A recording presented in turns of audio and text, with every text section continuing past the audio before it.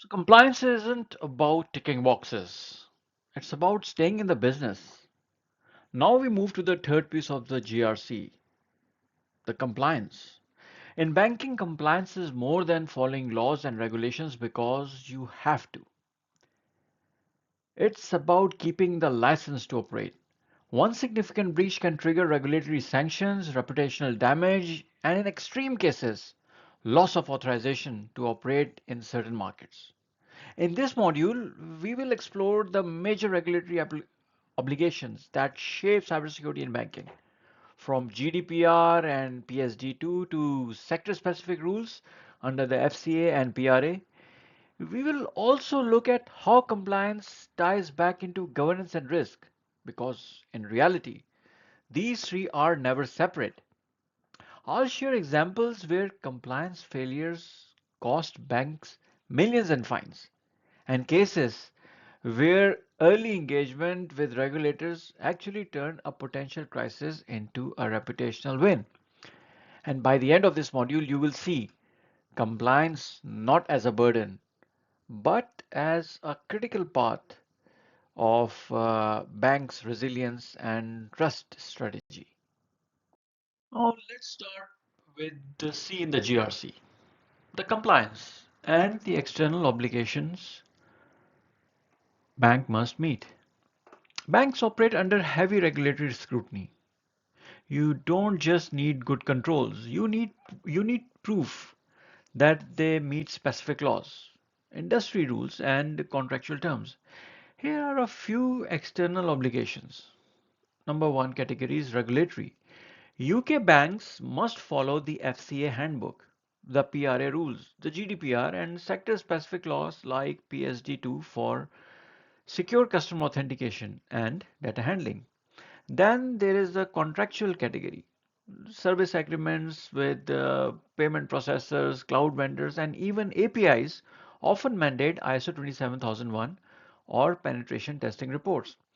Then there are standard-based ones. Some are optional but expected, like CIS controls and PCI DSS for card handling or NIST framework.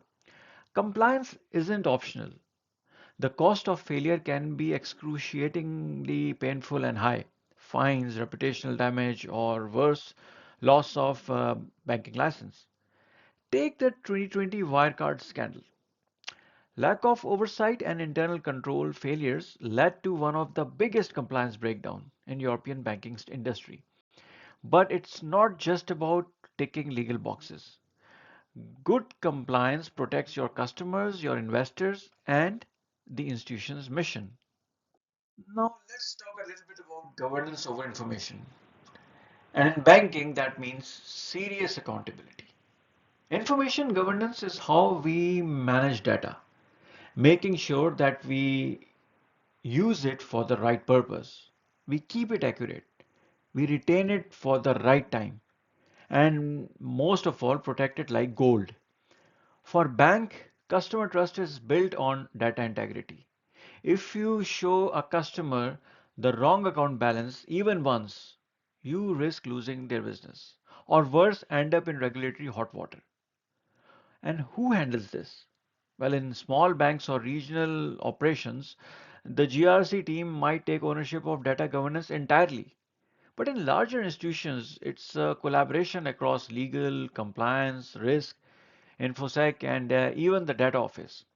Now, as a GRC practitioner, your job is to know which law apply, like GDPR or Data Protection Act 2018.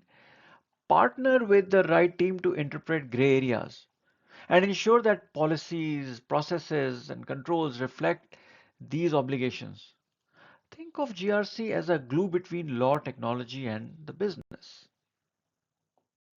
Now, in banking, contractual obligations are just as binding as regulatory ones, well, especially when third party risk is involved.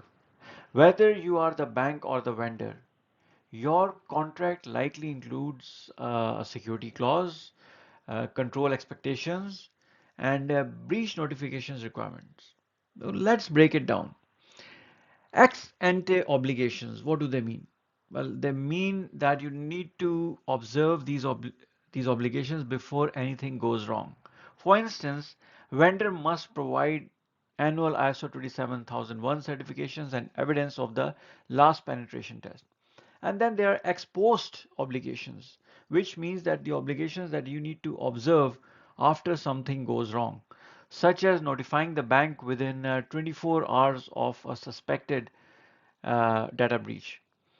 Um, some contracts get very specific, like requiring data to be encrypted both in transit and at rest. And the other one could be multi-factor authentication on systems with access to customer information. And then another example could be regular security audits with shared result. And here's the catch. A lot of clauses use vague terms like reasonable or industry standard security. These need clarification during the procurement or onboarding phase. Banks with strong GRC function build pre-approved control baselines and contract templates to avoid ambiguity. That way, the legal and risk teams are aligned before the signature ink gets dried. Let's get real for a moment. In banking, perfect compliance doesn't always exist. Sometimes a control is not fully deployed. Sometimes a backup fails a test. But the question is, do you know about it? And are you managing the risk? Compliance is often a risk-based decision, not just a legal checkbox. Think of it like driving. We all know the speed limit, but do we always go exactly 70 miles per hour on a British motorway? Well, probably not. And we weigh the risks, well, speed cameras and weather and traffic before we act. The same goes for banks. You don't have to be 100% perfect, but you must know where you stand. That means proving what policies you have, what controls are in place, what gaps exist, and how you are remediating them. Regulators like the FCA and PRA want to see evidence, not promises. Same with audit committees and clients. They will ask, are you doing what your policy says? Can you show us? What's your exception process? So, the name of the game is traceability for requirement, to control, to outcome, and to report.